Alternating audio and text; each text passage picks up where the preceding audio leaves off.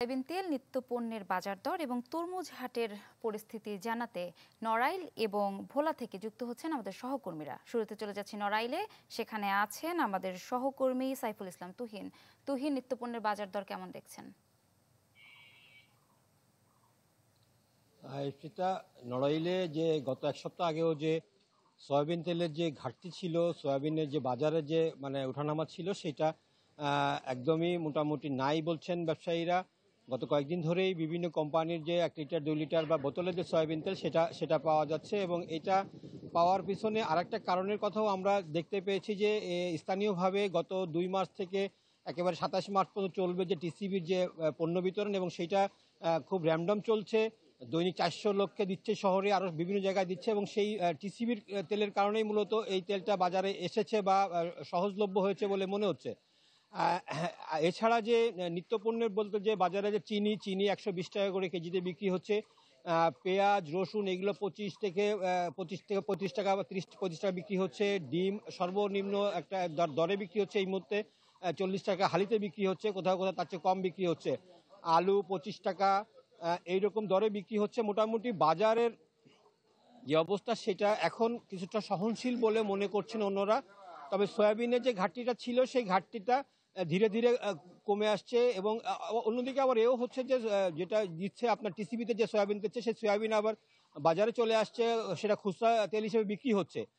সব ধরনের কারসাজি চলছে, কিন্তু তারপরেও সয়াবিনের যে বাজারটা স্থিতিশীল অবস্থায় আছে, এখন 175 টাকা লিটারে বোতল পাওয়া যাচ্ছে।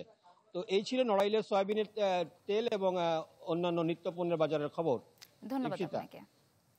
ভোলার নতুন বাজারে বসে জমজমাট তরমুজের হাট। দূর দূরান্ত থেকে ক্রেতারা আসেন এখানে। এ বিষয়ে আরো জানাতে সরাসরি যোগ দিচ্ছেন আদিল হোসেন তপু। ইপসিতা, এবছর আবহাওয়া অনুকূল থাকা কিন্তু তরমুজের ভালো ফলন হয়েছে, বলা যায় যে বাম্পার ফলন হয়েছে। আমরা যে দেখেছি বিগত বছর কিন্তু আবহাওয়া অনুকূল না থাকা কিন্তু তরমুজ চাষিরা সেরকম আসলে লাভবান হয়নি।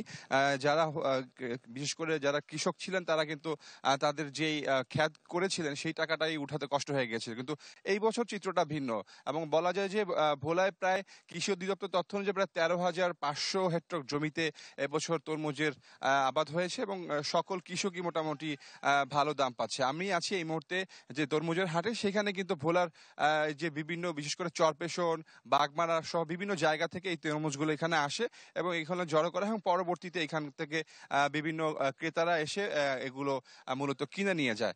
এবং এই বছর যদি তরমুজের কথা বলি, যে তরমুজের ছোট থেকে শুরু করে বড় সকল ধরনের তরমুজই কিন্তু মোটামুটি যেই এই তরমুজের আবাদটা সেটা খুবই ভালো হওয়াতে ক্রেতারাও কিন্তু তাদের পছন্দে রমজানের এই রসালো ফলটিকে কিন্তু তারা প্রথমত এই ইফতারে এটিকে রাখছেন।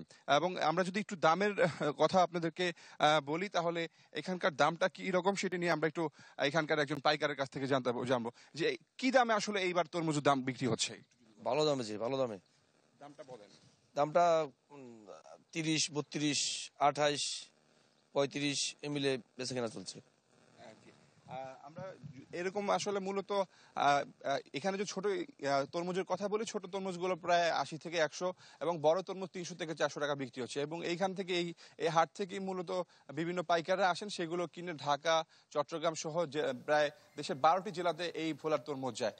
ভোলা এবছর প্রায় লক্ষ্যমাত্রা প্রায় 7,500 হেক্টর তরমুজ হয়েছে, এবং কৃষকরা প্রতি খ্যাতি তারা কিন্তু তাদের নির্দিষ্ট যে খরচটি করেছেন সেটি পুষিয়ে তারা ভালো দামে বিক্রি করছেন। বলা যায় যে তরমুজে এই বছর এই বছর তরমুজ নিয়ে কৃষকরা একরকম ভালোই আছেন।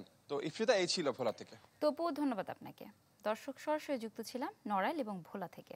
মাঠের অলরাউন্ডার আমি, আর ঘরের allrounder Tylox. Tylox toilet cleaner, clean মানেই টাইলক্স।